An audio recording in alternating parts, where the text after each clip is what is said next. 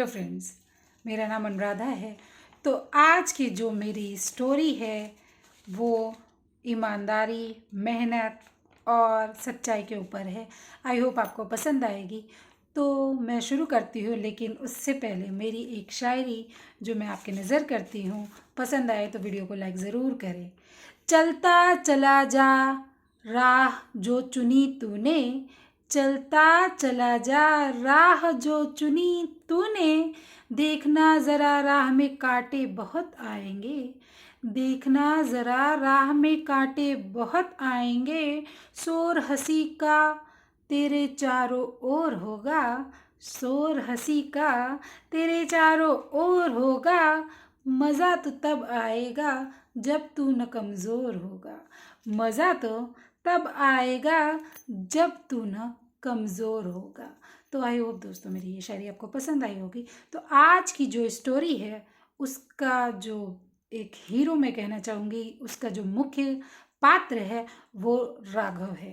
राघव एक छोटे से गांव में रहता था, जो वीरान गांव है, जो जहाँ चारों तरफ सूखा ही सूखा है, उस गांव में वो रहता था।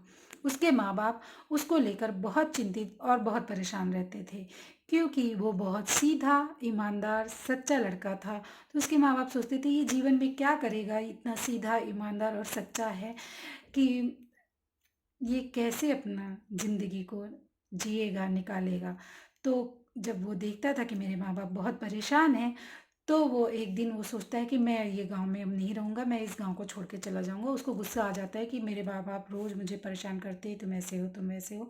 वो घर छोड़कर निकल जाता है, और जब वो कई किलोमीटर अपने गांव से दूर जाता है तो उसे एक बहुत वीरान सी जगह दिखती है, जहाँ बहुत बंजर सा रहता है। उसे वो देखता है और वो चलते चला जाता है, और उसके मन में एक बात आती है कि ये इतनी वीरान सी जगह है, मैं अगर यहाँ अगर पानी होता तो ये कितनी खूबसूरत जगह बन जाती, कितना हरा भरा रहता, और यहाँ बहुत अच्छा गांव बन सकता था। वो ऐसा सोचता रहता है मन में और चलता जाता है। तो यहाँ पर भगवान भी परीक्षा लेने को सोचते हैं। भगवान भी सोचते हैं कि ये इतना ईमानदार, मेहनती और सच्चा इंसान है, इसकी परीक्षा लेते हैं, हम इसको एक मौका देते हैं। तो उन्होंने क्या किया, जब वो चल रहा था रास्ते में तो एक तालाब वहाँ पर उसको दिखता है। तालाब दिखता है तो वो सोचता है, अरे वाह, यहाँ तो तालाब भी है, क्यों ना मैं इस जगह को हरा भरा बनाऊं। तो जब वो मेहनत करने लगता है, कुछ दिन वहाँ पेड़ लगाता है, खेती करता है, धीरे धीरे समय बीतता है, 2 साल 3 साल। उसके बाद वहाँ जब थोड़ी सी हरियाली होने लगती है तो उसको साथ देने के लिए बहुत सारे लोग आ जाते हैं, और वो एक गांव बन जाता है, बहुत बड़ा गांव विकसित हो जाता है उस जगह पर, बंजर जगह पर, जिसमें राघव ने बहुत मेहनत की होती है। तो राघव का इस मेहनत से वो वहाँ का मुखिया बन जाता है, सरपंच बन जाता है। लोग उसकी बात बहुत मानते हैं, सारे लोग उसको बहुत पसंद करते हैं। अगर राघव उस गांव में कहता दिन तो दिन, उस गांव में कहता रात तो रात। तो ऐसा उसका वहाँ वर्चस्व था, लोग उसको बहुत मानते थे। धीरे धीरे समय बीता। राघव को जब शादी विवाह हो गया, उसके बाद उसको संतान नहीं हुई। तो उसने सोचा कि क्यों ना मैं एक बच्चे को गोद ले लेता हूँ, और मेरी अगली पीढ़ी वो बच्चा संभालेगा।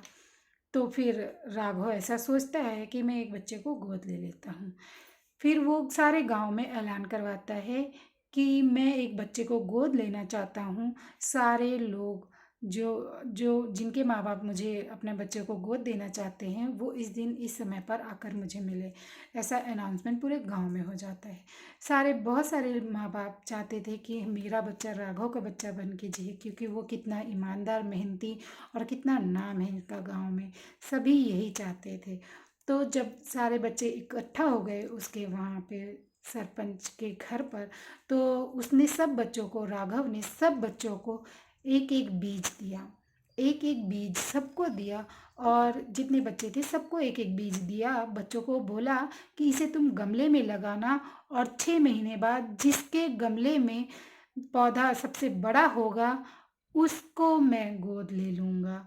सारे बच्चे बहुत खुश हो गए कि ये तो कोई बड़ी बात नहीं है, हम बीज लगाएंगे और पौधा उगेगा, बड़ा हो जाएगा।